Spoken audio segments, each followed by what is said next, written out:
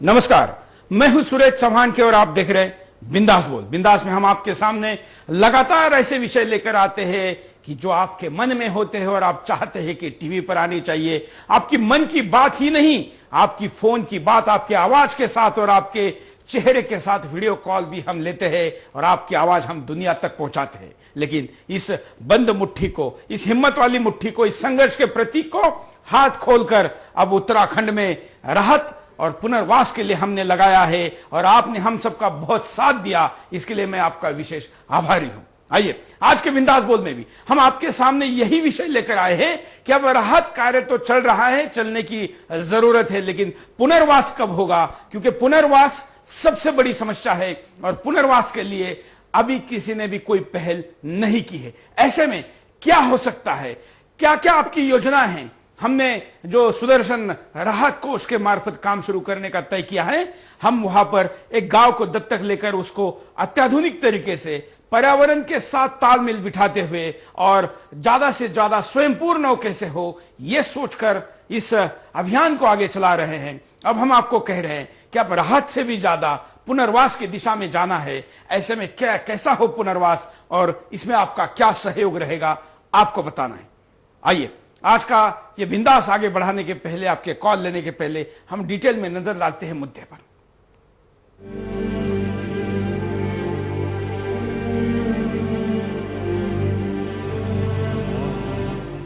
न रहा अब मेरा स्कूल वहाँ, न रहा अब मेरा घर वहाँ, न रहा अब वहाँ कोई जो सच को सच बतलाए, न रहा कोई अब अपना वहाँ जो कोई हल बतलाए। जी हाँ, ये दर्द है उस गांव का, उस घर का, जहां अब न तो अपना कोई बचा है जिसे वो अपने पीड़ा को बता सके, दुख दर्द को बांट सके। ये दर्द और ये पुकार है उस मासूम का, जो जिसका न तो अब रहने के लिए घर बचा है और न पढ़ने के लिए स्कूल, जहां वो अपने जिंदगी को संवार सके। उत्तराखंड में आए प्रलय ने जिस कदर कहर बरपाया है, उसे देखकर क्या आम क्या खास, हर कोई अपना आपा खो बैठा है। ऐसे में अब जरूरत है इस बात को लेकर कि उत्तराखंड में आप राहत और पुनर्वास कैसे करेंगे, ताकि एक बार फिर से लोगों को एक नया जीवन दिया जा सके। उत्तराखंड राज्य बने 13 साल हो चुके हैं। इस दौरान विकास के नाम पर राज्य के पहाड़ और नदियों का जमकर दोहन हुआ है। विभिन्न निजी डेवलपर्स को उत्तराखंड में विकास के लिए न्योता दिया गया। इन सब ने मिलकर राज्य के प्राकृतिक संसाधनों का अंधाधुंध दोहन किया। अलकनंदा के तटों पर अतिक्रमण कर बहुमंजिले होटलें और अपार्टमेंट खड़े कर दिए। विकास के नाम पर जंगल साफ कर उनकी जगह कंक्रीट के जंगल बना दिए गए। मगर जल, जंगल और जमीन की पूजा करने वाले आज अपने वजूद को बचाने के लिए प्रकृति के प्रकोप से लड़ रहे हैं और मर रहे हैं। एक जमाने में उत्तरकाशी सुंदरता और शांत वातावरण के लिए प्रसिद्ध था। वहाँ विद्वान साधना करते थे, लेकिन आज इस शहर को नजर लग गई है। यहाँ के निवासी खौफ में जी रहे हैं। आज राज्य की स्थिति ये है कि राज्य में आपदा प्रभावितों को बसाने के लिए भूमि नहीं है। टिहरी बांध से हो रहे विस्थापन के लिए भूमि का प्रश्न सामने मुंह बाएं खड़ा है। राज्य में खेती की मात्र 13% भूमि बच पाई है। बेहद संवेदनशील माने जाने वाले उत्तराखंड में इन आपदाओं से मुकाबले के लिए अलग से आपदा प्रबंधन मंत्रालय गठित किया गया है।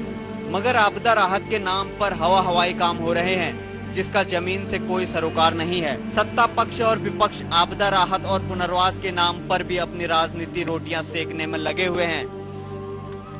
आपदा से प्रभावित इलाकों की जमीनी सच्चाई से उत्तराखंड के राजनेताओं का कोई सरोकार नहीं रह गया है। सरकारी आंकड़ों के लिहाज से उत्तराखंड के 233 गांव विस्थापन के मुहाने पर खड़े हैं, मगर उत्तराखंड सरकार अभी से इन इलाकों में पुनर्वास के नाम पर मोटे बजट के खर्च होने का रोना रोने लगी है। इससे में पुनर्वास तो बहुत दूर की गोटी है। इससे पहले कई गांव नदियों के गोद में समा चुके हैं, मगर राज्य के 13 साल के इतिहास में अब तक एक भी गांव का पुनर्वास नहीं हो पाया है। इस बार आए प्राकृतिक आपदा ने बता दिया है कि राज्य में आज पानी कितना ज्यादा सर से ऊपर बह चुका है। तो ऐसे में सवाल खड़ा होता है कि उत्तराखंड में कैसे करें पुनर्वास।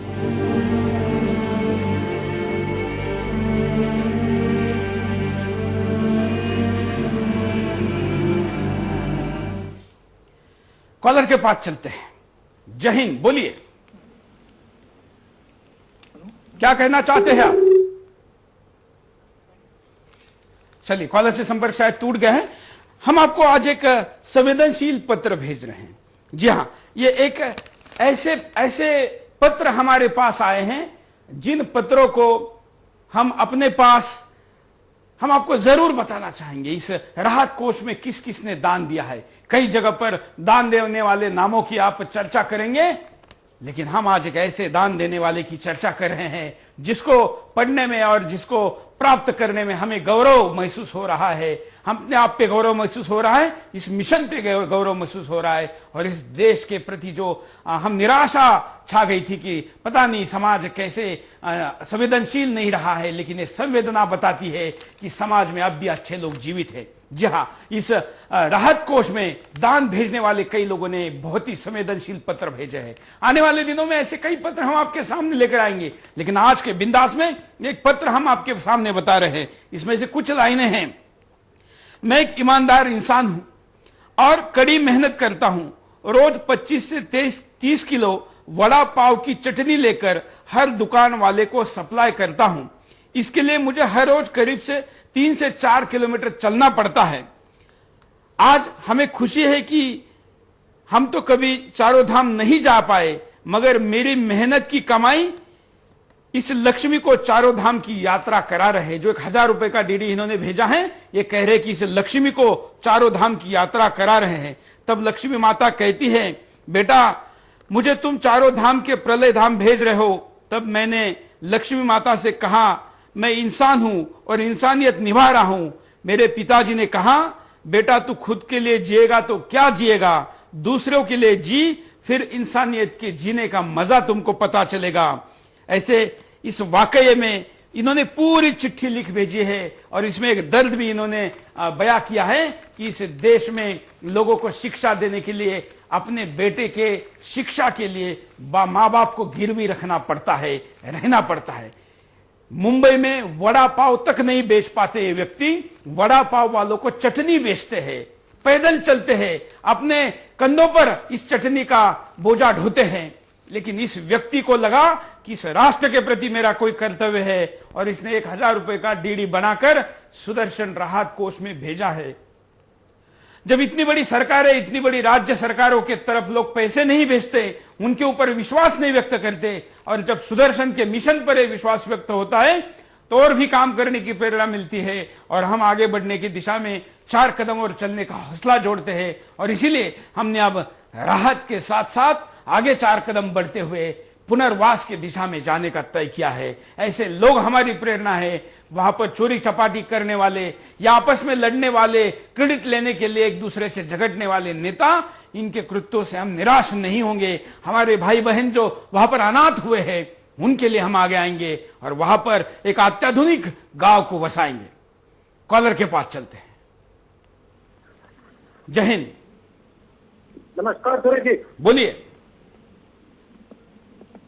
मैं ये कहना चाहता हूँ आपसे, मैं शिवाजी महाराष्ट्र से बोल रहा हूँ। जो सोनिया गांधी जिस दिन यहाँ इंडिया में आई थी, उस दिन वो एक नौकरानी कर्मचारी थी।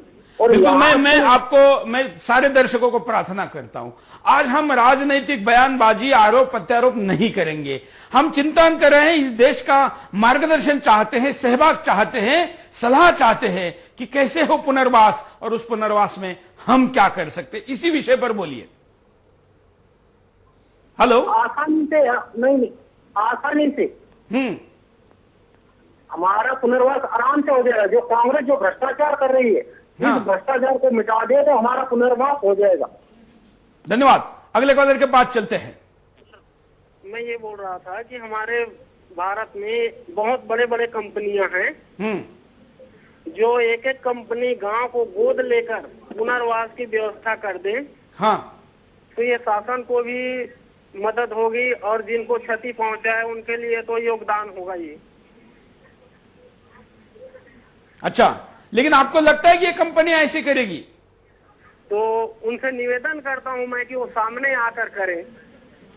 ऐसा निवेदन तो हम कर रहे हैं, अपेक्षा व्यक्त कर रहे हैं, लेकिन आपको पता है ये विदेशी कंपनियों ने किसी ने भी इस बार पहल की तो भारत में जिस कंपनी के खिलाफ सरकार बोलते हैं उस रामदेव बाबा के पतंजलि पीठ ने सबसे पहले पहल की, सबसे परिणामकारक वहां पर काम कर रहे हैं। मैं तो कहूंगा कि सरकारी यंत्रणा इतनी प्रबल है ही नहीं और इच्छा शक्ति उसके पास नहीं है। रामदेव बाबा को वहां के पुनर्वास के काम में लगाना चाहिए। निश्चित तौर पर देश साथ देगा और पूरे ईमानदारी के साथ समय देने वाले कार्यकर्ता वहां पर काम करेंगे। ऐसे देश में कई संगठन हैं जो वहां पर जी जान लगाकर काम कर रहे हैं, उनको साथ देने की जरूरत है। आइए अगले कॉलर के पास चलते हैं। जय हिंद, बोलिए। हेलो, नमस्कार सुरेश जी। क्या कहना चाहते हैं आप? सुरेश जी नमस्कार and millions of thanks for you to broadcast this programme. में आपका प्रोग्राम बिंदास बोल फ्राइडे से लेके संडे तक रोज ही देखता हूँ। हाँ। और सुदर्शन न्यूज के इस वक्त नहीं देखता हूँ। I can not tell you why, उसका रीजन नहीं बता सकता हूँ मैं। मतलब इतना जेन्युइन और सिंसियर चैनल है। हेलो, हाँ, बोलते रहिए आप। इतना जेन्युइन और सिंसियर चैनल। मेरी उम्र तकरीबन 58 ईयर्स है अभी इस वक्त, और मैंने सारे उतार चढ़ाव लाइफ के अंदर देखे। और मैं आपको बताऊं ऐसा हुआ है। Basically I am Catholic bye religion. हाँ, मगर ये जो अच्छा हुआ है, मतलब समझो ना, मैं आपको बता नहीं सकते, इतना दुखद है। इट इज मतलब है ना, हम सो नहीं सकते हैं इसको देख के। और मैं जो कुछ भी मेरे से बन पड़ेगा, मैं जरूर अपने तरफ से, मैंने आपका अकाउंट नंबर भी देख लिया है, मैं जरूर अपने तरफ से जो कुछ भी हो सकता है मैं सहाय भेजूंगा। मगर मैं बोलता हूँ कि हमारे हिंदुस्तान के अंदर इन उद्योगपतियों को क्या हो गया है। जैसे बड़े बड़े उद्योगपति है, मुकेश अंबानी है, ये है, जिंदाल है, जो सरकार के हमारे पैसे कमाकर to be very frank with you, मैं फ्रैंकली बोलता हूँ कि हमारे जो हार्ड अर्न मनी के गवर्नमेंट इनको कॉर्पोरेट सेक्टर को कमाने को दे रहे। क्या कर रहे हैं बैठ के सर?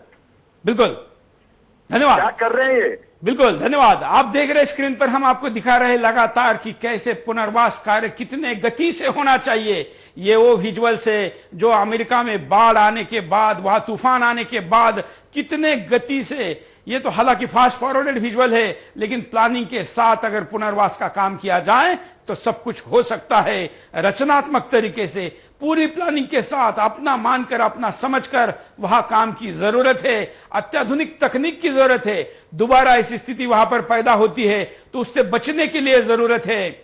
आइए अगले कॉलर के पास चलते हैं। जय हिंद जी। सुरेश जी नमस्कार, बोलिए। हिमांशु बोल रहा हूँ हाँ। अमेरिका से। हाँ। अब हम रिकंस्ट्रक्शन और रीडेवलपमेंट की बात अगर करते हैं कि लोगों को कैसे वापस बसाया जाए और उनकी तकलीफें कैसे दूर की जाएं, तो मैं कुछ तथ्य गिनाना चाहूंगा और कुछ अपनी तरफ से सुझाव देना चाहूंगा। बिल्कुल, स्वागत है। पहला ये होना चाहिए कि लोगों की जन भागीदारी बढ़ाई जानी चाहिए। सरकार को पैसा, मटेरियल और सारे तरह का काम लोगों के सुपुर्द कर देना चाहिए। जब तक लोगों में विश्वास का भाव नहीं बनेगा सरकार के प्रति और अपने कार्य के प्रति, तब तक सही अर्थों में विकास नहीं होगा और सही अर्थों में पुनर्वास नहीं होगा। दूसरा, स्टेट गवर्नमेंट और सेंट्रल गवर्नमेंट को रेगुलेटर होने की जगह सेवक की भूमिका में आना होना चाहिए। तब तक वो नहीं होगा, तब तक हम सही अर्थों में समझ नहीं पाएंगे कि किस प्रकार पुनर्वास हो। टूरिज्म के आड़ में जो डेवलपमेंट से हो रहा है नुकसान, उसका सही अर्थों में मूल्यांकन होना चाहिए, जिससे कि जिस प्रकार की आपदाओं ने अभी प्रलयंकारी रूप ले रखा है वह आगे ना हो। डिजास्टर मैनेजमेंट के नाम पे जो ढकोसला हमारे देश में चल रहा है पॉलिसी के नाम पर, उसकी जगह सही होना चाहिए। जैसा कि आपने अभी कहा कि अमेरिका में कैसा डिजास्टर मैनेजमेंट होता है, जापान में सुनामी आई तो कैसा डिजास्टर मैनेजमेंट होता है। 10 दिन पहले से लोगों को वार्निंग अलर्ट दिया जाता है कि अगर ऐसा हो तो आप ऐसा करें, ये हो तो आपको यहाँ जाना है। हमारे देश में 2 दिन तक सरकार नहीं जागी, प्रलय ने पता नहीं क्या क्या कर दिया था। आरएसएस के और आर्मी के लोग पहले थे और सरकार सो रही थी। जबकि होना क्या चाहिए कि सरकार को लोगों को लाना चाहिए कि आप मदद करें। लोग सरकार को ला रहे हैं कि सरकार आओ देखो हम लोग मर रहे हैं, मदद करो। अगर इतनी घटिया कांग्रेसी राजनेताओं की समझ है तो उखाड़ फेंकना आवश्यक है ऐसे लोगों को। बिल्कुल, आप अमेरिका में रहते हैं, वहां पर ऐसी आपदा आती है तो वहां क्या किया जाता है? नीति के लिए नहीं होता है। धन्यवाद। चलिए, शायद संपर्क टूट गया है, हम अगले कॉलर के पास चलते हैं। जय हिंद। जय हिंद सुरेश जी, नमस्कार। बोलिए। सर, आज हमारे देश के अंदर इतनी बड़ी आपदा आई है, उस आपदा के अंदर में आज क्या नाम है, हमारे सरकार इतना काला धन विदेश में रखी है, और आज अगर वो चाहते तो कुछ भी कर सकते थे। हाँ। ये आपदा एक हमारे देश के अगर कोई एक मंत्री मर जाता है, ये कोई नेता मर जाता है, तो हमारे यहाँ 3 दिन का राष्ट्र शोक मनाया जाता है। आज हमारे देश के अंदर हर प्रांत के लोग मरे, किंतु अगर हमारे यहाँ 1 दिन का भी राष्ट्र शोक नहीं मनाया गया और न ही क्या नाम है कोई बसाने की आपस की व्यवस्था की गई। अगर ये लोगों चाहे, सरकार चाहे तो आज इतना टैक्स और इतना सब हम ही से लेती है, और अगर चाहे तो क्यों नहीं कर सकती। और आज हमारे देश के अंदर मुकेश अंबानी है, बिरला है, टाटा है, ये लोग चाहे तो पुनर्वास पूरा शहर बसा सकते हैं, किंतु आज देश के अंदर में इन लोग किसी का भी सरकार का, यह सरकार हमारे इतनी पीछे है। आज गुजरात के अंदर में जब हुआ था तो गुजरात सरकार ने इतना अच्छा करके दिखाया। आज नरेंद्र मोदी जी ने पूछा कि क्या नाम है हम केदारनाथ को फिर से बता देंगे, उसमें भी इन्होंने राजनीति की। अगर उनको अगर इस प्रकार से दिया जाए तो कितना अच्छा होगा, ये मेरा कहना है। बिल्कुल, धन्यवाद। हम आपको एक और संवेदनशील पत्र बताते हैं। ये पत्र भेजा है, लिखा है सुदर्शन न्यूज चैनल। जय हिंद महोदय, मैं राहत कोष में 5100 रुपए 8100 रुपए भेज रहा हूं। महोदय, मैं बीएसएफ से रिटायर्ड विकलांग हूं। मुझे कश्मीर घाटी में देश सेवा में ड्यूटी के दौरान उग्रवादियों से मुठभेड़ हुई और जिसमें मुझे गोलियां लगी और मैं लगभग 85% डिजेबल हूं, विकलांग हूं। इस विकलांगता के कारण मैं रिटायर हूं। मैंने अपनी पेंशन राशि से 75% राशि इस राहत कोष में भेज रहा हूं। कृपया ये आप इसे स्वीकार करें और सही जगह पर आप इस पे लगाएंगे ही, इस पर हमारा भरोसा है, इसलिए भेज रहा हूं। श्रीमान जी, बिंदास बोल का मैं बड़ा आभारी हूं। यह कार्य ऐसा ही चलता रहे, ऐसी ही शिव से प्रार्थना। ये देखिए, इन्होंने पिछले बिंदास बोल में कॉल किया था और एक विकलांग हो चुका व्यक्ति 85% डिजेबल है, लेकिन फिर भी अपने आमदनी भी नहीं है, पेंशन का 75% इस पुनर्वास और राहत में भेज रहा है। किन उद्योगपतियों का नाम हम ले रहे हैं जो शेयर मार्केट चढ़ने और उतारने में, गिराने में लगे रहते हैं, और जो गिर रहा है ये देश, उसके प्रति उनके मन में कोई संवेदना नहीं है। इनका नाम लीजिए, ऐसे लोगों से प्रेरणा लीजिए। अगले कॉलर। जय हिंद, बोलिए, क्या कहना है आपको? हाँ सर, मैं वॉशिंगटन डीसी से बोल रहा हूँ। मैंने आपका प्रोग्राम देखा और अभी मैं देख रहा था। हाँ, तो मैं थोड़ा हेल्प करना चाहता हूँ फाइनेंशियली। हाँ। मैं खुद तो नहीं आ सकता, तो मैं थोड़ा फंड देना चाहता हूँ। तो मैं आपका अकाउंट नंबर देखा, तो उस अकाउंट में मैं यहाँ से मतलब ट्रांसफर करने में बहुत टाइम जाएगा। तो और मेरे कुछ फ्रेंड्स भी है, वो भी थोड़ा मदद करना चाहते हैं। तो हम लोग एक साथ ही कुछ फंड भेजेंगे उस अकाउंट में। तो हम प्रवीण पाटिल जी, हम चाहते हैं कि वहां पर जो पुनर्वास हो वो बड़े ही तरीके से हो। वहां पर हम घर बनाएंगे, उन घरों के लिए सीमेंट चाहिए, वहां पर सरिया चाहिए, लकड़ी चाहिए, फ्लोर चाहिए, घर का किचन का सामान चाहिए। वहां उस गांव बनेगा, उस गांव में सड़क चाहिए, मंदिर चाहिए, स्कूल चाहिए, अस्पताल चाहिए। ऐसी चीजों को सोचकर अगर आप ग्रुप के साथ भेज रहे तो किसी एक चीज को आप स्वीकार करिए तो ज्यादा अच्छा होगा। राइट, क्योंकि हम लोग बहुत दिन से सोच रहे हैं कि किसके थ्रू भेजे। तो हमने कुछ गवर्नमेंट के नंबर्स भी देखे, उत्तरांचल गवर्नमेंट के, बट हम लोग वो ट्रस्ट नहीं कर पा रहे कि वो पैसा वहाँ पे पहुंचेगा या नहीं पहुंचेगा। तो इसलिए हम लोग 2-3 दिन से आपका ये प्रोग्राम चल रहा है, तो हमने सोचा कि आपके थ्रू अगर मदद हो जाए तो बहुत अच्छी बात है। बिल्कुल, आपको जिस भी संस्था पर भरोसा है आप उसके थ्रू भेजिए। आप हमारे थ्रू भेज रहे हैं तो भी चलेगा, हम आपका स्वागत करते हैं। धन्यवाद आपका विश्वास व्यक्त करने के लिए। दूर अमेरिका में अमेरिका की राजधानी वॉशिंगटन डीसी से यह कॉल था और आपने देखा कि लोग कितने संवेदनशील है और कुछ करना चाहते हैं। हम साथ साथ में आपको अभी स्क्रीन पर पुनर्वास के जरूरी सामान की लिस्ट भी चला रहे हैं।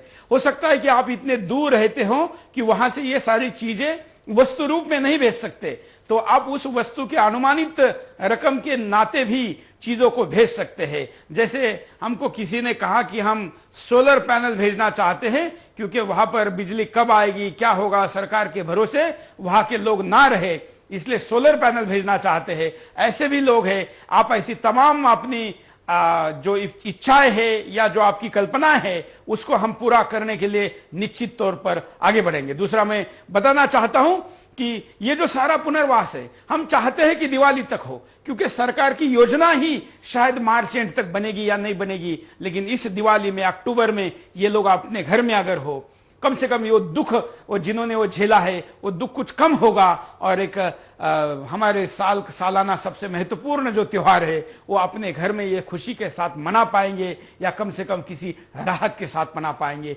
इसलिए प्रयास है कि वॉर फुट पर काम हो और अगले 3 महीने में ही इस पुनर्वास को निश्चित रूप दिया जाए। सोमवार को हम उत्तराखंड सरकार को अधिकृत रीत्या चिट्ठी लिखकर एक गांव की मांग कर रहे हैं। इसके सर्वे के लिए हम एक टीम को भी भेज रहे हैं। हम अपेक्षा करते हैं कि वो गांव हमको जल्दी से जल्दी तय हो।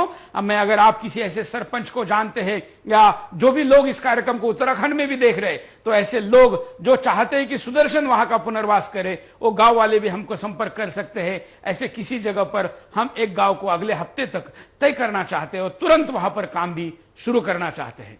अगले कॉलर। जय हिंद। बोलिए। हाँ जी सर, क्या कहेंगे आप? पहले तो आपको मैं स्टूडियो को धन्यवाद देता हूँ साहब कि चैनल आपने जो चालू किया है इसके लिए। जय हिंद सर। हाँ जी साहब, पहले तो आपको बहुत बहुत बधाई और धन्यवाद देता हूँ मेरी तरफ से, क्या पूरे भारत की तरफ से।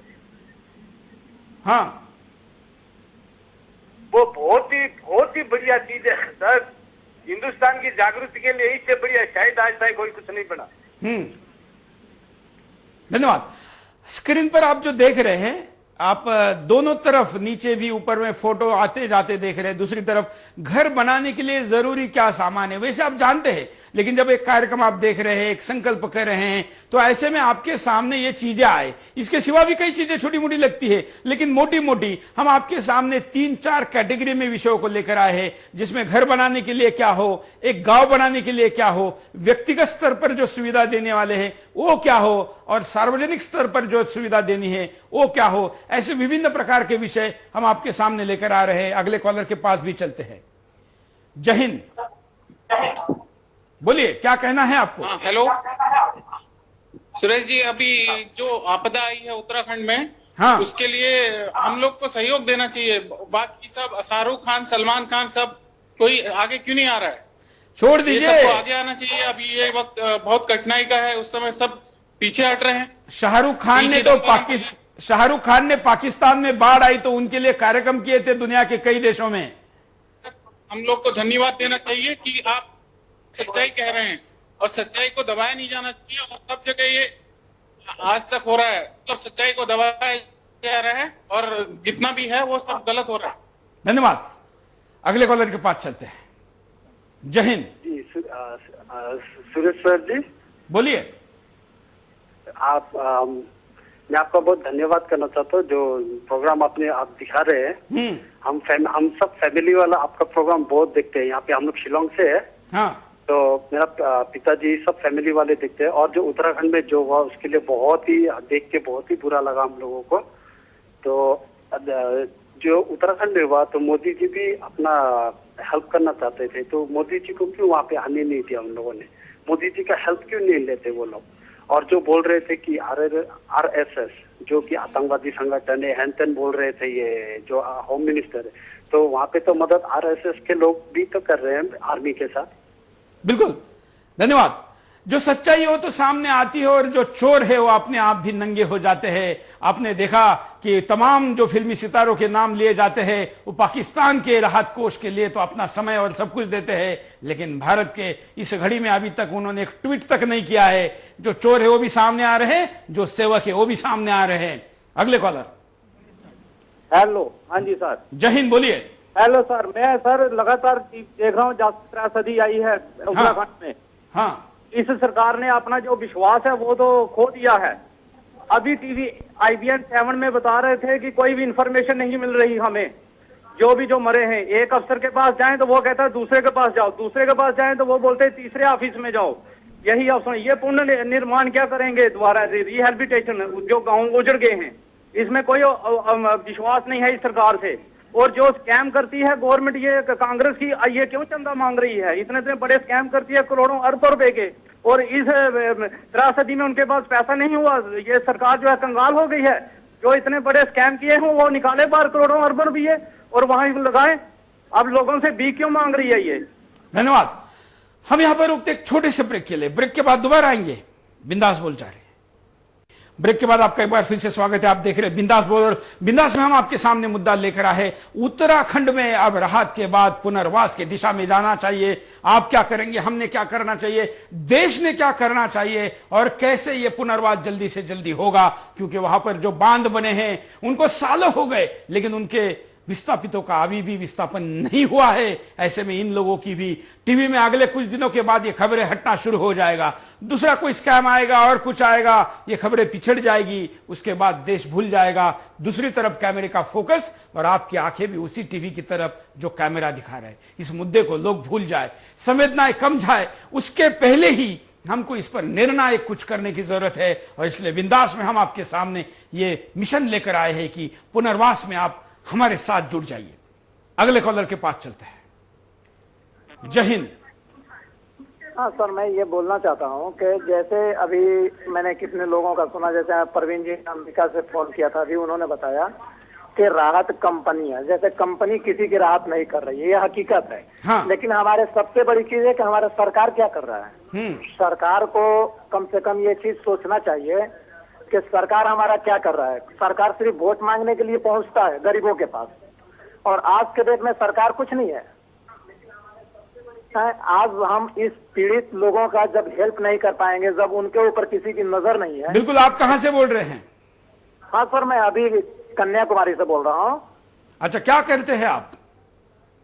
मेरा ये कहना है कि आज के डेट में जितने भी आज प्रॉपर्टी डीलर से लेकर के इंडस्ट्रियल तक। धन्यवाद। हम अगले कॉलर के पास चलते हैं। मैं फिर बताता हूं कि केवल सरकार के ऊपर आरोप करने का काम नहीं करना है। अब हमने करके दिखाना है कि जब ये देश रो रहा था, जब इतने बड़े लोग, लाखों लोग उद्ध्वस्त हो चुके थे, तो सरकार पीछे थी, समाज आगे था, समाज आगे जाकर कुछ कर रहा था। जब सरकार क्या करना है ये तय भी नहीं कर पाई थी। हमें अपने काम से भी करके दिखाना है। बोलने का तो काम हम कर रहे हैं, करेंगे, किसी भी कीमत करेंगे और कभी नहीं रुकेंगे। लेकिन केवल हम बोलते नहीं तो हम खुद करके दिखाते हैं।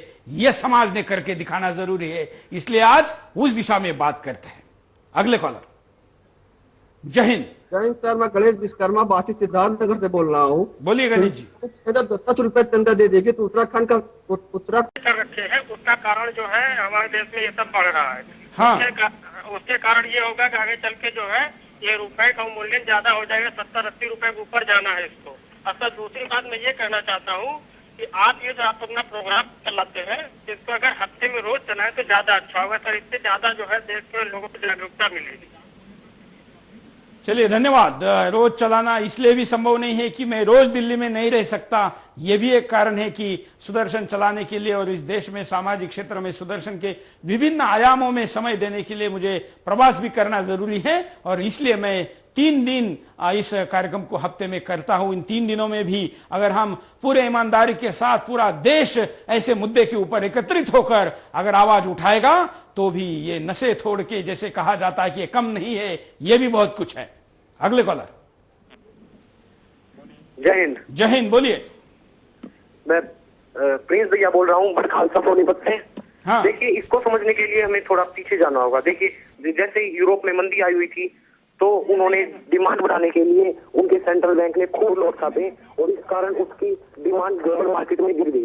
इस कारण हमारे अर्थशास्त्री कुछ हद तक इतरा रहे थे कि रुपया वापस लेने लौटाया, किंतु इसकी तरफ खुली जब उनके डॉलर की आर्थिक सुधार आने लगा और वहां मंदी का दौर अब जा रहा है। इस कारण अब उनके डॉलर की वैल्यू बढ़ रही है। इस कारण भारतीय मार्केट से निवेशक डॉलर उसमें इन्वेस्ट नहीं कर रहे और अब अमेरिका उसमें इन्वेस्ट कर रहे हैं।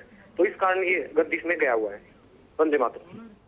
हम आपको कारण दिखाते हैं। देखिए, आर्थिक सुधारों का दिखावा। हमारे अर्थशास्त्री प्रधानमंत्री भी आर्थिक सुधारों की बात कर चुके हैं। वित्त मंत्री पी चिदम्बरम भी कह चुके हैं, सरकार आर्थिक सुधार जारी रखेगी। आर्थिक सुधारों के लिए सरकार विपक्षी दलों के सामने नहीं झुकेगी, लेकिन रुपए की कीमत के गिरते स्तर को देखकर लग रहा है कि सरकार देश की अर्थव्यवस्था सुधारने के लिए नहीं, बल्कि अमेरिका की अर्थव्यवस्था सुधारने के लिए देश में आर्थिक सुधार कर रही है। देश में बढ़ता भ्रष्टाचार। कुछ लोगों का मानना है कि रुपए की कीमत गिरने में केंद्र और राज्य सरकार के भ्रष्ट मंत्रियों और अफसरों की वजह से ऐसा हो रहा है, क्योंकि जिन योजनाओं के लिए पैसा आवंटित होता है वहां खराब काम होता है, बाकी पैसा भ्रष्ट लोगों की जेब में चला जाता है, फिर उस योजना की लागत बढ़ जाती है। रुपए को संभालने के लिए सरकार का कोई कदम न उठाना। रुपए की गिरती कीमत पर सरकार आंख मूंद सो रही है। आरबीआई ने अभी तक कोई कदम नहीं उठाया है। आरबीआई ने रुपए के 60 के स्तर से ऊपर जाने के बावजूद मार्केट में बहुत थोड़े से डॉलर बेचे, जो नाकाफी रहे।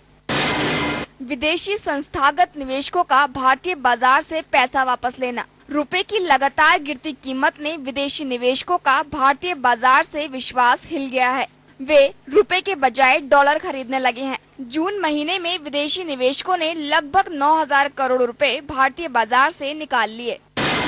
भारतीय रिजर्व बैंक का दखल न देना। रुपया लगातार गिरता जा रहा है। अभी आने वाले वक्त में भी अर्थशास्त्री रुपए के गिरने की बात कर रहे हैं। कुछ अर्थशास्त्रियों का मानना है कि रुपया 65 रुपए प्रति डॉलर तक लुढ़क सकता है। ऐसे में भारतीय रिजर्व बैंक का दखल न देना समझ से परे है। कॉलर के पास चलते हैं। जय हिंद। हेलो हेलो, जय हिंद सर। बोलिए सर। ये तो कंफर्म हो चुका है कि हमारी सरकार कुछ नहीं करना चाहती, तो इसके लिए पब्लिक को ही आगे आना होगा, जिससे रुपया मजबूत हो। इसके लिए पब्लिक को कोशिश करनी चाहिए जितना भी सामान यूज करते हैं वो भारतीय कंपनियों से खरीदें। अगर हम भारतीय कंपनियों से खरीदेंगे तो जो पैसा है वो हमारे देश में रहेगा, उससे मजबूत डॉलर जो गिरावट आ रही है उसमें कमी आएगी। बिल्कुल, धन्यवाद। ये बात करने के बाद कई बार इस देश के लोग कहते हैं कि किस दुनिया में और किस युग में आप स्वदेशी की बात कर रहे, लेकिन आपको जानकर आश्चर्य होगा कि ओबामा भी अपने देश में स्वदेशी की बात करने लगा है, और ओबामा ने अपने कार्यकाल संभालने के बाद उस देश में अमेरिकन प्रोडक्ट को ज्यादा से ज्यादा खरीदने के लिए लोगों को प्रेरित किया है। अमेरिका उसको स्वदेशी कहकर नहीं पुकार सकता, क्योंकि फिर दुनिया में उसके प्रोडक्ट के ऊपर भी वही बैन लगाया जाएगा। लेकिन अमेरिका ने एक अलग तरीके से अपने यहां पर लोगों को अमेरिकी प्रोडक्ट लेने के लिए प्रेरित करने का काम किया है। हमारे यहां पर तो हम देसी चीज को बदनाम कर चुके हैं, देसी शब्द को बदनाम कर चुके हैं, इस सोच को बदनाम कर चुके हैं, पिछड़ा मान चुके हैं, और इसलिए ऐसा आवाज कोई उठाता नहीं है। लेकिन ये करने के बावजूद भी हम अपनी सारी जरूरी चीजें स्वदेशी लेने के बावजूद भी रुपए की चिंता हमको इसलिए भी है क्योंकि इस देश में आने वाला पेट्रोल, इस देश में आने वाली तमाम महंगी दवाइयां या तकनीकी सामान हमको ऐसे देशों से बाहर से खरीदना पड़ता है, और हमने यहां पर R&D की नहीं, रिसर्च किया नहीं, और इसलिए हमको दूसरे देश पर निर्भर रहना पड़ता है। अगले कॉलर। जय हिंद। सूरज जी बोलिए। गुजरात से इकबाल अब्दुल्ला बोल रहा हूँ सर। बोलिए। इस विषय में जो आप रुपए की गिरावट की बात करें, इसमें 80% तो हमारी सरकार जिम्मेदार है और कुछ हमारे देश की जनता है सर। हाँ। पहली बात तो हमारी देश की जनता ने स्वदेशी चीज अपनी नहीं अपनाई। हाँ। चाइना की चीजें जो आई उसको अपनाया, और दूसरी बात कि हमारी सरकार ने जो ये अपनाई नीति अभी, जैसे कि ये चाइना की चीजें जितनी हिंदुस्तान के अंदर आई है, हमारी स्वदेशी चीज को लोग नफरत करने लग गए। तो सबसे पहले तो ये बंद करा है सर, बस यही कहना था मुझे। धन्यवाद। अगले कॉलर के पास चलते हैं। जय हिंद। बोलिए।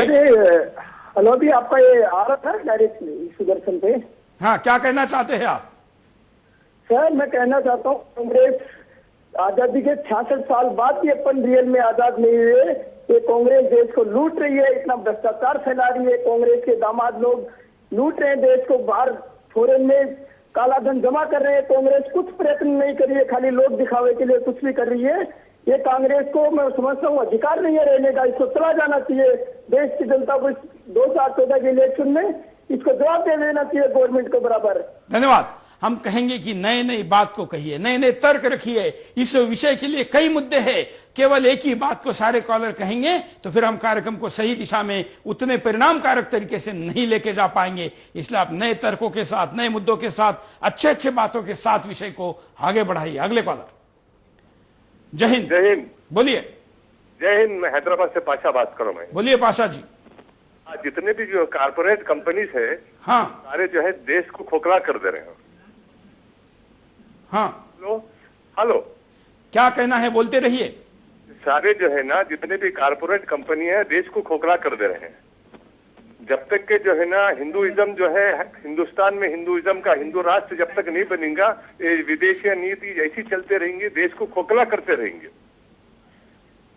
और जितने भी जो है ना गवर्नमेंट डिपार्टमेंट के अंदर कारपोरेट कंपनियों को जो है घुसा दे के जो है ना उनको लाभ हो रहे हैं। गवर्नमेंट कंपनी से एक आम आदमी लाभ नहीं ले रहा है। बिल्कुल, धन्यवाद। अगले कॉलर। जय हिंद। जय हिंद सुरेश जी। बोलिए। सुरेश जी, ऐसा है कि हमारे कई भाइयों ने बहुत कुछ सलाह दिया, मैं भी कुछ देना चाहता हूँ। पहली बात तो हमें स्वदेशी अपनाना होगा अगर डॉलर को हमें गिराना है। दूसरी चीज ये है कि भारत सरकार को ये चाहिए कि अगर भ्रष्टाचार कम करना चाहती है तो जितनी भी बड़ी बड़ी करेंसियां हैं, जैसे 1000 रुपए, 500 रुपए, 100 रुपए, इन्हें जो है कि वापस ले लें। इससे क्या होगा कि भ्रष्टाचार कम होगा। और तीसरा चीज मेरा आपसे एक अनुरोध है कि आप राजीव भाई दीक्षित का 1 घंटे का प्रोग्राम रोज करें। होगा कि हमारे अंदर, हमारे देशवासियों के अंदर एक स्वदेशी की भावना जागेगी। जय हिंद। जय हिंद।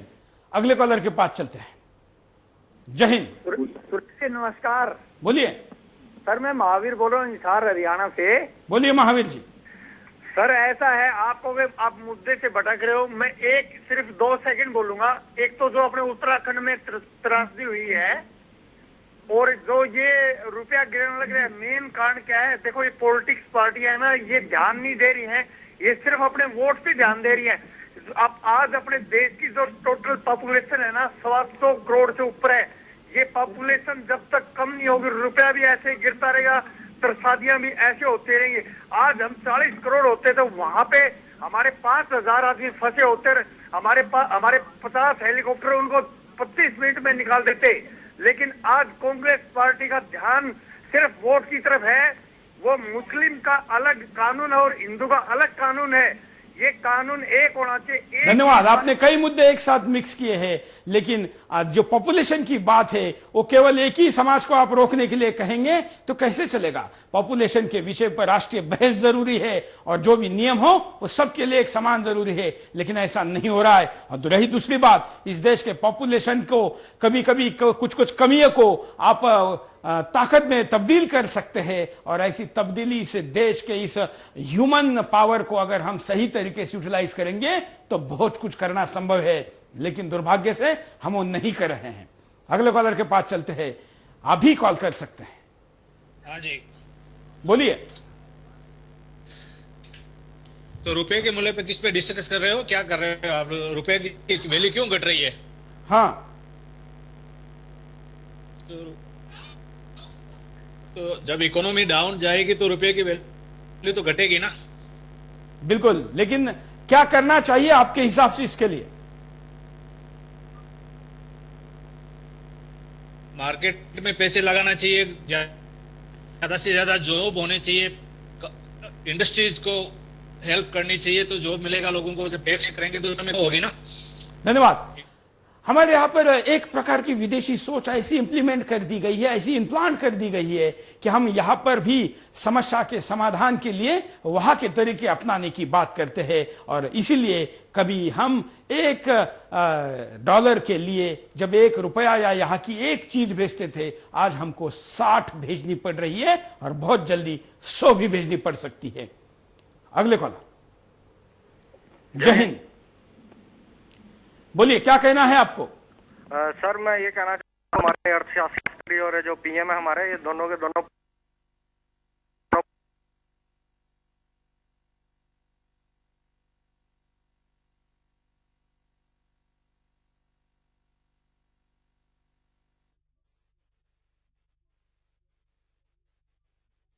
हो सकते अगर ऐसा ही चलता रहा। आम आदमी का जीना दुश्वार हो जाएगा। जैसे जैसे रुपए की कीमत गिरती जाएगी, वैसे वैसे देश में महंगाई बढ़ती जाएगी। ऐसे में आम आदमी कैसे अपना घर चला पाएगा? महंगाई बढ़ जाएगी। जब कच्चे तेल का आयात कम होगा, तब पेट्रोल और डीजल के दामों में बढ़ोतरी होगी। ऐसे में ट्रांसपोर्ट महंगा हो जाएगा। ट्रांसपोर्ट महंगा होगा तो सभी आवश्यक वस्तुओं के दाम बढ़ने लगेंगे। स्टील आयात करना महंगा हो जाएगा। ऐसे में टीवी, फ्रिज, वॉशिंग मशीन और माइक्रोवेव ओवन की खरीदारी महंगी हो जाएगी। वैसे भी कई कंप्यूटर और मोबाइल के अलावा दूसरी इलेक्ट्रॉनिक सामान बेचने वाली कंपनियों ने अपने प्रोडक्ट के दाम 7 से 10% तक बढ़ा दिए हैं। विदेशी यात्राएं महंगी हो जाएंगी। जो लोग विदेशों में यात्रा करने की तैयारी कर रहे हैं, उनके लिए रुपए का गिरना काफी नुकसानदायक है। जिन लोगों ने विदेशों में छुट्टी मनाने के लिए बुकिंग की थी, टूर ऑपरेटरों ने उसे महंगा कर दिया है। इसी वजह से लोग अपनी बुकिंग कैंसिल करा रहे हैं। विदेश में पढ़ाई करना महंगा हो जाएगा। जो छात्र विदेश में पढ़ाई करने का ख्वाब देख रहे हैं, उन्हें अब विदेश में पढ़ने के लिए मोटी रकम खर्च करनी पड़ेगी। सरकार का घाटा बढ़ेगा। जब रुपया लगातार कमजोर होता चला जाएगा, तो ऐसे में सरकार का घाटा लगातार बढ़ता जाएगा, जिससे देश की अर्थव्यवस्था को धक्का लगेगा। देश पर विदेशी कर्ज बढ़ता जाएगा। वैसे ही देश पर पहले से खूब कर्ज है। मनमोहन सरकार ने इसमें और बढ़ोतरी कर दी है, लेकिन रुपये के गिरने से विदेशी कर्ज और बढ़ता चला जाएगा। अगले कॉलर। जय हिंद। जी जय हिंद। मैं प्रशांत बोल रहा हूँ जी, मैं इलाहाबाद से बोल रहा हूँ। मैं ये कहना चाहता हूँ कि जो अभी लोग बात कर रहे हैं कि स्वदेशी सामान इस्तेमाल करना चाहिए, लेकिन जब मार्केट में जाते हैं लोग, तो वो लगातार विदेशी जो बाहर के जो ब्रांड्स है उस पर ज्यादा लोग आकर्षित होते हैं और अपने जो ब्रांड्स है उसको लोग नेग्लेक्ट करते हैं। इसके कारण हमारा ये लगातार रुपया लगातार कमजोर होता चला जा रहा है। लोगों को लिए बहुत पहले से ही कई संस्थाएं ऐसी थी जो इसके लिए मोटिवेशन देती थी कि आप स्वदेशी वस्तुएं अपनाएं, लेकिन उसमें भी पॉलिटिक्स होती थी। तो ये पॉलिटिक्स बंद होनी चाहिए, मैं यही कहना चाहता हूँ। बिल्कुल। और विदेशी के मोह में तो हम लगातार घिरते आए हैं, यहाँ तक कि शादी के मामले में भी गिरे और इसलिए भी कई नुकसान उठाते रहे हैं। अगले कॉलर। जय हिंद। इस विषय को उठाने के लिए आपका बहुत बहुत धन्यवाद। और सबसे पहले तो मैं ये कहना चाहूंगा कि उत्तराखंड में जो बाढ़ त्रासदी के लिए सुदर्शन न्यूज ने जो सेवा का कार्य किया, उसके लिए मैं आपको तहे दिल से शुक्रिया अदा करना चाहता हूँ। इसके अलावा आज के मुद्दे पर मेरा ये विचार है कि ये जो रुपए का अवमूल्यन है, वो एक तरह से आप ये देखिए कि जिन कारणों से हमारे देश के रुपए का अवमूल्यन किया गया है, वही सारी नीतियां अगर आप देखें विदेशी कर्ज के कारण अगर रुपए का अवमूल्यन है, तो अमेरिका का जो तो पता नहीं कितना ज्यादा विदेशी कर्ज लदा हुआ है, जो कि उनकी 4 पीढ़ियां 5 पीढ़ियां भी चुका नहीं पाएंगी। और फिर भी डॉलर मजबूत हो रहा है, क्योंकि उन्होंने जबरदस्ती दुनिया के ऊपर डॉलर को थोप रखा है। और हम अपने देश को स्वावलंबी नहीं बना पाए हैं, क्योंकि हमने पेट्रोल को अपनी जरूरत बना रखा है। आज के समय में अगर गौ आधारित कृषि नीति बने और गाय के गोबर से निकलने वाले मीथेन के जरिए अगर हम अपनी ऊर्जा की जरूरतों को पूरा कर सकें, और इसके अलावा पवन ऊर्जा या फिर सौर ऊर्जा, इनके जरिए हम अपने देश की ऊर्जा की जरूरतों को पूरा कर सकते हैं, तो डॉलर की कोई जरूरत नहीं है हमारे देश को। हम हर मामले में सेल्फ सफिशिएंट है, हम सब कुछ अपने दम पर कर सकते हैं। बस एक इच्छा शक्ति की जरूरत है, सही राजनीतिक दर्शन। बिल्कुल बिल्कुल। जो बात आपने कही कि पेट्रोल पर जो हमारी निर्भरता है, ये हमारे लिए सबसे ज्यादा घातक है और इसके ही बलबूते हम कई मामलों में ब्लैकमेल हो रहे हैं। आपको इस पेट्रोल के 2 उदाहरण बताता हूं। एक तो हमें इस पेट्रोल को ईरान से लेने के लिए अमेरिका ने दबाव बनाया कि उनसे मत लेना, जिसके कारण हमारा उसका खरीद मूल्य 20% के आसपास महंगा हो गया, क्योंकि अमेरिका की जो विदेश नीति थी वह ईरान के ऊपर नाक दबाने की, वो भारत के द्वारा नाक दबाने से ईरान पर कुछ असर पड़ेगा ऐसा उनको लग रहा था। लेकिन अमेरिका की विदेश नीति को सही साबित करने के लिए, सफल बनाने के लिए हमने हमारे देशवासियों के जेब पर भी डाका डालने दिया। एक दूसरा बताता हूं, इस पेट्रोल लॉबी कितनी पावरफुल है। इस देश का पेट्रोलियम मंत्री वीरप्पा मोइली ने कहा कि इस देश के पेट्रोलियम मंत्री को धमकाने की हिम्मत रखती है पेट्रोल लॉबी। इस देश का कैबिनेट मंत्री ये कहता है, लेकिन सरकार ये भी छानबीन नहीं करती कि धमकी किसने दी है और उस धमकी देने वाले के खिलाफ क्या कार्रवाई होनी चाहिए, या उन धमकियों को सुनकर इस देश के पेट्रोलियम मिनिस्टर ने इस देश का क्या क्या नुकसान किया है आप जानते हैं। उसी में से एक बड़ा कारण है इथेनॉल। वाजपेयी सरकार थी तो इस देश में पेट्रोल में इथेनॉल मिक्स करने का काम शुरू किया था। धीरे धीरे वो इतना बंद कर दिया कि उसके बाद करीब ना के बराबर हो गई। अब मजबूरी में कुछ प्रतिशत शुरू कर दिया है, लेकिन कई देशों में यह हमसे 4 गुना 40% ज्यादा है। फिर भी वहां पर पेट्रोल की गाड़ियां सही सलामत चलती है, लेकिन हम हमारे यहां पर ऐसा करने को तैयार नहीं है। हमारे यहां का गन्ना किसान उससे कई गुना ज्यादा आमदनी ले सकता है, लेकिन फिर भी हम इथेनॉल को पेट्रोल में इसलिए मिक्स नहीं कर सकते क्योंकि पेट्रोलियम कंपनियों का मुनाफा उससे घटता है। आइए अगले कॉलर के पास चलते हैं। हाँ, नमस्ते सूरज जी। नमस्ते सर, मैं ये बोलना चाहता हूँ हाँ कि आजकल का जो मतलब हमारे जो राजनीति साहब जो काम कर रहे हैं, हाँ ये कॉर्पोरेटर घरानों को फायदा पहुंचाने के लिए कर रहे हैं सर। क्योंकि अभी एक न्यूज चैनल से सुना है सर, क्योंकि ये जो राजनेताओं को आरटीआई से मुक्त किया जा रहा है, इसका मतलब सर ये हो रहा है कि जो चंदा उसको मिलने वाला है, क्योंकि उस चंदे से वो लोग अपना वोट बैंक खरीद सकते हैं, इसीलिए वो लोग चाहते हैं कि उसे मुक्त किया जाए, मतलब आरटीआई से। धन्यवाद। हम यहाँ पर रुकते एक छोटे से ब्रेक के लिए, ब्रेक के बाद दोबारा आएंगे बिंदास बोल। ब्रेक के बाद आपका एक बार फिर से स्वागत है। आप देख रहे हैं बिंदास बोल, और बिंदास में हम आपको पूछ रहे सवाल कि आखिर रुपया क्यों गिर रहा है, और अब तक के सारे कॉलर ने इस बात से सहमति जताई कि हमारे यहाँ की नीति और नीयत जो है ये जिम्मेवार है रुपए के गिरने के लिए। इसको उठाना है तो इन दोनों में भी बदलाव जरूरी है, लेकिन समाज को भी बहुत कुछ बदलना है। आइए उपाय की दिशा में अब हम बात करते हैं कि क्या क्या उपाय हो सकते हैं। चलते हैं कॉलर के पास। जय हिंद। जय हिंद। बोलिए। मैं लखनऊ से बोल रहा हूँ। ये सब मेन जो हमारा प्रोडक्ट है खेती, हाँ। उस पे कोई ध्यान नहीं दे रहा है। खेती पे जो है सब हमारी लागत ज्यादा आ रही है। यूरिया के दाम बढ़ रहे हैं, डीजल के दाम बढ़ रहे हैं, और जो हमारी उपज हो रही है वो बहुत कम हो रही है। इसकी वजह से हमें मेन चीज जो है खेती पे हमें जोर देना चाहिए। जब 70% किसानी हमारे देश में है, उससे भी हम अपने देश की तरक्की कर सकते हैं। धन्यवाद। अगले कॉलर के पास चलते हैं। जय हिंद। बोलिए। क्या कहना है आपको? पूरी पृथ्वी पे जितना भी दौलत है, सारे के सारे दौलत को इस पृथ्वी पे जीने वाले सभी लोगों के बीच में बराबर बराबर बांट देना चाहिए, जिससे कि सारी दुनिया में सारे लोग करोड़पति बन जाए। इससे जितने बच्चे पैदा होंगे फ्यूचर में, सभी करोड़पति के यहाँ ही पैदा होंगे, और किसी भी बच्चे को पूरी जीवन में कोई तकलीफ नहीं होगा। सभी आराम से खाएंगे, पिएंगे, जिएंगे। ये कम्युनिस्टों के तुक्का मार जो नुस्खे हैं, इससे बात नहीं बनती है। ये सोच ही गलत है। हमारी सोच है कि हमें किसी और का कुछ फ्री में नहीं चाहिए, हम हमारा सही कमा सके, हम अपना सही तरीके से जी सके, यही हमारी सोच है।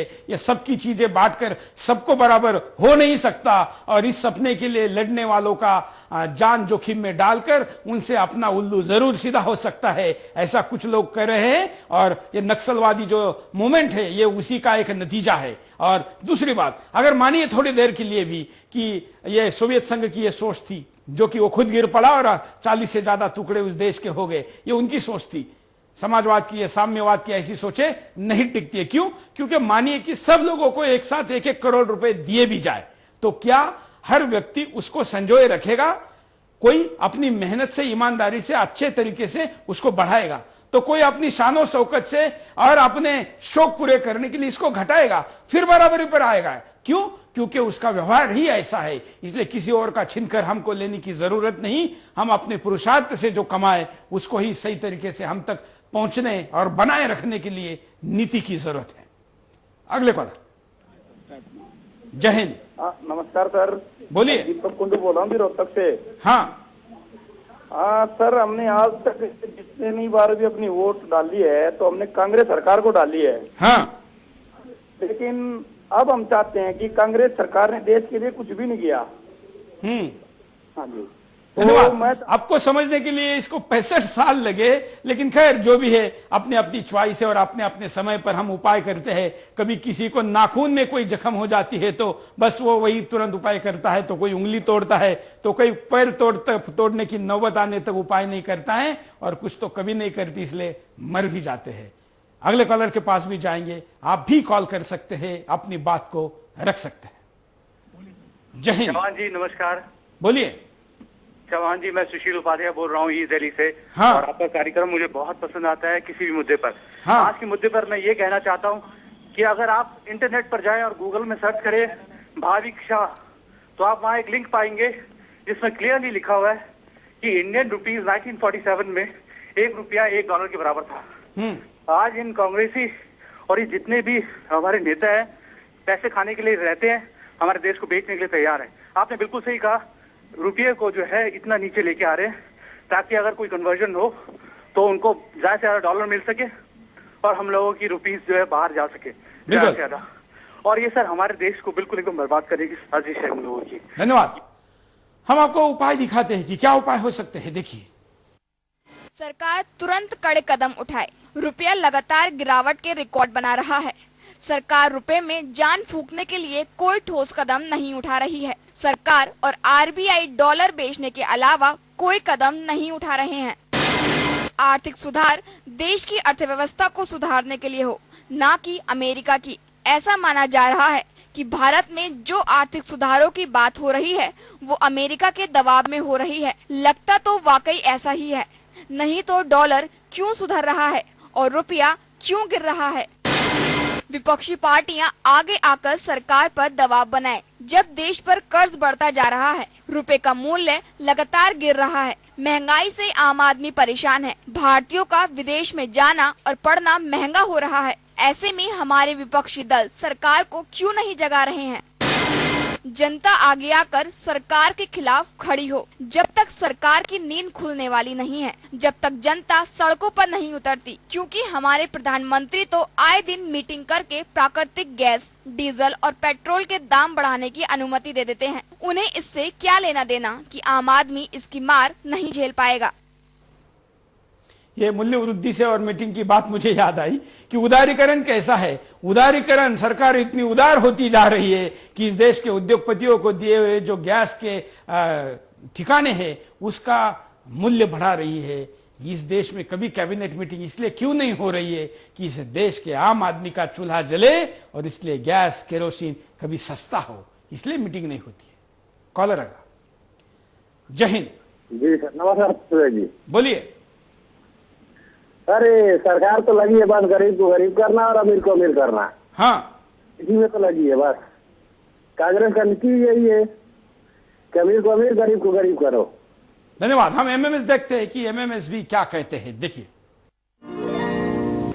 ये जो हमारा एग्रीकल्चर हुआ और इंफ्रास्ट्रक्चर हुआ, ये इतना डेवलप नहीं हो पाया जितना होना चाहिए था। इसकी मेन रीज़न यही है कि इसको इतना डेवलप करें कि जिससे कि ये गिरावट है वो रुक सके।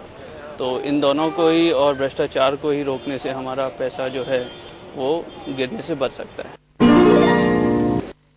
गवर्नमेंट को इंपोर्ट पे ज़्यादा ध्यान देना चाहिए कि हमारा मटेरियल ज़्यादा से ज़्यादा एक्सपोर्ट हो और हमको बाहर के उस पर ज़्यादा डिपेंड ना करना पड़े, ताकि हम कम से कम इंपोर्ट करें। जितना ज़्यादा बाहर से पैसा जाएगा इंडिया, उतना ज़्यादा फायदा। इंडिया की जो मुद्रा है वो बाहर जा सके और इंडिया का माल भी बाहर जा सके। इसमें इंडिया का जो मुद्रा का अवमूल्यन होगा तो मतलब इंडिया की इकोनॉमिकल थॉट्स हैं वो आपके मतलब काफ़ी बढ़ेंगे और इंडिया भी काफ़ी डेवलप। कॉलर के पास चलते हैं। जय हिंद। मेरा प्रश्न ये है कि इस टाइम मेरे अनुमान से Italian mafia has entered in our country, number 1. Number 2, Italian banks, foreign banks are there. All reserves are getting into these banks. जो काला धन जो है जिसको हम लाने की बात कर रहे हैं, वो देश का भी जो धन है वो भी इनके थ्रू साइफन आउट होगा। तो मेरा ये मानना है कि इस गवर्नमेंट ने हिंदुस्तान की जड़ें खोखली कर दी है। आने वाली गवर्नमेंट जो भी होगी उसके लिए बहुत सख्त मेहनत करनी पड़ेगी, नंबर 2। और दूसरी बात है, इंडस्ट्री जो है, स्मॉल स्केल इंडस्ट्री देश की टोटली खत्म हो चुकी है। आज की डेट में आप चंडीगढ़ देखिए, इंडस्ट्रियल एरिया में कहीं देखिए, बड़े बड़े बिजनेस हाउसेज एस्टेब्लिश हो चुके हैं, लेकिन totally industry has wiped off. इस देश की कोई भी, इस सरकार की कोई भी नीति देश की भलाई में नहीं रही है। 9 साल तक इन्होंने कुछ सोचा ही नहीं कि इंडस्ट्री हमारी खत्म हो गई है। इन्होंने WTO से साइन कर करके विदेशी प्रोडक्ट जो वो इंडिया में लेके आ गए, जिसका हमारे जो उत्पादन, खुद के उत्पादन है, वो बेकार को खरीदता ही नहीं, बिकॉज दे आर एक्सपेंसिव। बिल्कुल, धन्यवाद। बहुत अच्छी बात है आपने बताई है कि जिस विषय की तरफ हमारा फोकस होना चाहिए था, कंसंट्रेशन होना चाहिए था, प्रयास होना चाहिए था, वो हमने किया नहीं और हम उधार की चीजों पे भरोसा करते गए। अगले कॉलर। वंदे मातरम सुरेश भाई। जय हिंद। बोलिए। मैं समाधान की भी बात करूंगा, उससे पहले कुछ कहना चाहता हूं कि जब अंग्रेजों ने हमें 250 साल तक लूटा था तो हमारे देश के ऊपर 1 रुपए का विदेशी कर्ज नहीं था। लेकिन आजादी के बाद हमारा देश ये विदेशी कर्ज में गया है और इसका समाधान भी हमारे पास है। पहला चीज तो यह है, हम जो आर्थिक सुधार की बात करते हैं, ये आर्थिक सुधार नहीं है, ये कंडीशन है वर्ल्ड बैंक और IMF की, जो हमें कर्जा देकर और इसमें फंसाते हैं। दूसरा समाधान जो मैं बात करना चाहता हूं, आप किसी भी राष्ट्र को जब आगे बढ़ाना होता है तो आप अपने खर्चों को घटा दीजिए और आमदनी अपने आप बढ़ जाएगी। और ये हर घर में, हर परिवार में ये चीजें लागू होती हैं और वो हमारे देश पे भी लागू होती हैं। तो हम आपके चैनल के माध्यम से बहुत ही खुशी हुई कि आपने ये विषय उठाया है, और जो अन्य चैनल ये आर्थिक सुधार दिखाकर हमारे देश के लोगों को भ्रमित कर रहे हैं, वो एक तरीके से देश के साथ विश्वासघात कर रहे हैं। बिल्कुल, धन्यवाद। क्योंकि ये लोग इसलिए विदेशी चैनल हमारे देश में उदारीकरण की, लिबरलाइजेशन की और ग्लोबलाइजेशन की बातें करते हैं, क्योंकि उनमें इन्वेस्ट करने वाली विदेशी कंपनियों को उसमें आगे कर उनकी द्वारा समाज बनाकर बड़े पैमाने पर मुनाफा कमाना है। आप जानते हैं कि इस देश में रिटेल में जो FDI लाने की बात हुई खुदरा व्यापार में, उसके लिए तमाम चैनलों पर तमाम बड़े बड़े गेस्ट उसके फेवर में इसलिए बोल रहे थे क्योंकि करोड़ों रुपए लॉबिंग में खर्च किए गए। वॉलमार्ट के बैलेंस शीट में बाद में अमेरिका में यह बात सामने आई। हमने आपके सामने यह मुद्दा इसलिए भी लाया कि हम अपने अतीत को, हम अपने गौरवशाली पूर्व जो इतिहास है उसको भी समझ पाए। इस देश पर 1200 साल लुटेरों ने राज्य किया। कई लुटेरों आए, कई देशों से आए और उन्होंने इस सोने की चिड़िया को लूटा। फिर भी आज जितने हम खराब स्थिति में हैं, उतने खराब स्थिति में नहीं थे हमारे। क्या आप जानते हैं, जिस कैनॉट प्लेस को हम कहते हैं, उस कैनॉट प्लेस ये दुनिया का कभी बाजार का एक महत्वपूर्ण केंद्र था। जब ईस्ट इंडिया कंपनी भारत में नहीं आई थी, तब हमारे और ब्रिटेन के GDP में कितना फर्क होगा? हमारी GDP 354 थी, 3.54 मैं नहीं कह रहा हूं, 354, जो आज हम 4.5% पर है। 100 गुना हम नीचे, 100 गुना से भी ज्यादा नीचे गिर चुके हैं। तब ब्रिटेन की GDP 10% के अंदर थी। दुनिया के ऐसे तमाम कई बड़े बड़े देश है, अमेरिका तो खैर तब इतना था ही नहीं, लेकिन दुनिया के जो तमाम ऐसे पुराने व्यापारी देश है, उनसे भी हमारा विकास दर कई गुना आगे था। हम ऐसे ही इसको सोने की चिड़िया नहीं कहते। कुछ लोग तो कहते हैं कि कैसी सोने की चिड़िया थी, पहनने को कपड़े नहीं थे। तमाम जो वही बातें बताई जाती है जो विदेशी मीडिया और विदेशी चिंतकों के द्वारा हम तक भेजी जाती है, वो चिंतक नहीं, बुद्धि भेद करने वाले हैं। ये देश अगर सोने की चिड़िया नहीं था, अगर नंगे भूखे प्यासों का देश था, तो यहां 1000 साल 1200 साल लूट और राज्य करने के लिए इतने बड़े बड़े विकसित देशों के लोग क्यों आए? आए इसलिए क्योंकि यहां पर प्रचुर मात्रा में धन था, प्रचुर मात्रा में नैसर्गिक संपत्ति थी। उस संपत्ति को लूटने का तरीका बस बदल गया है। तब अगर एक ट्रक वो यहां से लूट कर लेके जाते थे, या एक ट्रेन की बोगी लेकर जाते थे, या पूरी एक ट्रेन लूट कर लेके जाते थे, तो हमको अगर 1 रुपया मिलता था, तो आज हम खुद उनको 60 ट्रेनें भरा कर भेज रहे हैं। लूट बदली है, तरीका बदला है, हम वही लूट रहे हैं, फिर लूट रहे हैं। क्यों? क्योंकि हम संगठित नहीं हैं, हम राष्ट्र के नाते सोचते नहीं हैं, हम पूरे एक देश के नाते एक समाज के रूप में आगे आते नहीं हैं, एक दूसरे के हाथ को मजबूत करते नहीं हैं, एक दूसरे की टांग खींचते हैं। और यही कारण है कि हम बार बार गिर रहे हैं। लेकिन बंधु हो, रुपए की गिरावट फिर भी रोकी जा सकती है, रोकनी होगी, और जब यहां तक आएगा तो शायद हम कुछ भी कर लाएंगे। लेकिन इस रुपए की गिरावट के साथ हमें इस देश की गिरती हुई इज्जत का भी ध्यान रखना है, गिरती हुई सामाजिक इज्जत का भी ध्यान रखना है। और ऐसे सारी ही गिरावटों को जगाने के लिए बिंदास बोला हमेशा आपके साथ आता रहता है। आप इसमें सहभागी होते, इसके लिए हम आपके आभारी हैं। इस कार्यक्रम का पुनः प्रसारण आप जैसे लाइव 8 से 9 देखते हैं रात को, वैसे इसका पुनः प्रसारण उसी दिन रात को 11 से 12 होता है, सवेरे 9 से 10 होता है और दोपहर में 3 से 6 होता है। इस कार्यक्रम को आप कभी भी रिकॉर्डेड देख सकते हैं हमारे YouTube चैनल सुदर्शन न्यूज पर, हमारी वेबसाइट sudarshannews.com पर, जो कि अब भारत के हिंदी न्यूज चैनलों की 1 नंबर की वेबसाइट बन गई है व्यूवरशिप में। साथ में आप हमें लिख भेज सकते हैं, क्या हो बिंदास बोल में विषय। हमारा पता है A88 सेक्टर 4 नोएडा 201301 यूपी। हमारा ईमेल आईडी है bindaasbol@sudarshan.tv.com। हमारे सोशल मीडिया के आईडी भी नीचे दिए गए हैं, आप इसका भी उपयोग कर सकते हैं। आज के लिए इतना है। जय हिंद।